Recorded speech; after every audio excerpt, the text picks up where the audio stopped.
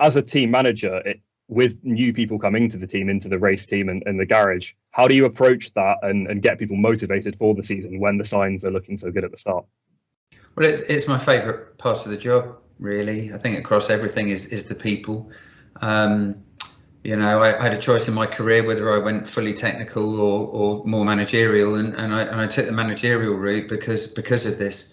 This working with people and building and knitting teams together, and we're pretty unique here at Red Bull. You know, what we do is we like to think we do it differently to everyone else. There's a different buzz on our campus here. You know, we're a very positive team with you know, that tries to find a way to say yes, and you don't always employ people straight like that. So I'm answering, it's a long way of answering your question, but basically we like to bring people in reasonably young with some motorsport experience, and we bring them through our support and heritage teams. We gradually, you know, you've never worked on a car like a Formula One car until you come into Formula One. Never seen anything like it, you know, in terms of working on the car or running or operating the car. So we have to build people up to it. It's too big a leap to just jump straight on. And we have a very good training method here for doing that. We've got a lot of experience in it. So basically we try to bring people in and we try to create them into, we try to show them what Red Bull is, see if they're interested and they're engaged and they want to continue with that kind of working environment, and then bring them through the various stages to the point where they join the race team. Perfect. And then there was something else you had mentioned in terms of communication styles and your role in looking after those different departments, is that you'd actually looked to the military and other sources of teamwork and how people communicate, whether it is through radios or just in, you know, high pressure, high performing teams. So what are some examples maybe of how you've been able to translate from other places that aren't motorsport and utilize those in the garage? Well, I think what we're talking about here is teamwork, and teamwork in high pressure situations. And I think there's always something to learn. I think it's a fascinating subject, and I've been very lucky to meet with some pretty significant managers of sporting teams, whether that's Aussie rules football teams. Oh, wow, I love Aussie rules. Yeah. Yeah, so cool. Damien Hardwick, who's a very interesting guy, lovely guy. I spent a few hours with him as well, because there's a benefit here. You can learn from all this stuff. And then we took the entire race team to do the Royal Marines training at Dartmoor, which was really quite something. You know, we did it in the winter. We were cracking the ice on sheep dipping pools to be dragged through tunnels. You did it with them. I mean, you fully take it. Wow. Absolutely fascinating. And what's interesting about that, you know, talk about knitting teams together. You looked at everyone's eyes as they got back on the coach, and they'd done something that they didn't think they were capable of doing. You know, that was 2 hours of cross country in the snow in Dartmoor in actually it was in January.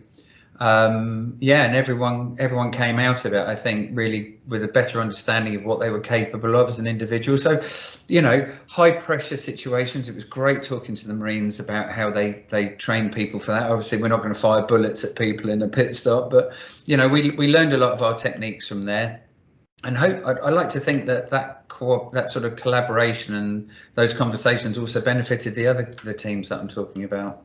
Yeah, and raising the people in the pit stops, just raising their expectation of themselves and whatever maybe limits people put on their own performance, to say, actually, no, you're stronger than that. You're able to push and do a 1.8 second pit stop, or, you know, achievements that people think could never be broken in the sport. To be able to push that and enable that self-belief, that's really important. Yeah, well, I think one of the wonderful things about pit stops is that's that manifestation of teamwork.